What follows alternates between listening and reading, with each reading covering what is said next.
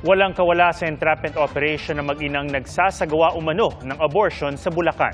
Saksi, si John Consulta. Lantaran kung i-promote ng isang grupo sa social media ang kanilang inaalok na umano'y super safe na serbisyo, pagpapalaglag ng bata sa kanilang abortion clinic. Pang-engganyo pa nila ang mga post na testimonials daw ng kanilang mga naging satisfied clients. Kaya nang kumagat sa entrapment ng NBI Organized and Transnational Crime Division, wala na silang kawala. Arestado ang magnanay na 47 anyos at 20 anyos sa kanilang bahay sa Baliwag, Bulacan. Oo nga, kasama ka ate. Ikaw sumunod, di ba? Hindi, nakita ko ang focus lang kasi hindi pa gusto ko pumunod. Hindi, kasama ka. Mama ko lang po. Ay, hindi, gumagawa kayo ng mga kalukuhan. Sino kayo magdedesisyon?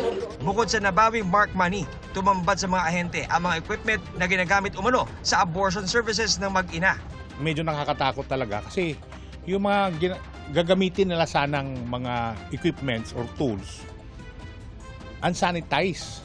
Makikita mo talaga at may kalawang pa nga yung iba doon eh. Dugyot talaga tapos yung bed na gagamitin doon sa foam lang na nasa sahig. Siguro yung mga nito, yung mga naging kliyente nito, may tendency na nagkaroon ng infection or tetanus kasi unsanitized talaga yung mga gamit eh. Para makaiwas sa mga manghuhuli sa kanila, may ginagawa raw na diskarte ang mag-inang suspect. Hindi ka diretso dun sa kung saan yung area na gagawin eh. Susunduin ka muna. May isiset silang lugar na doon ka pumunta, tapos susunduin ka. Katulad nito sa atin, pinapunta sila sa isang mall, tapos doon sila sinundo.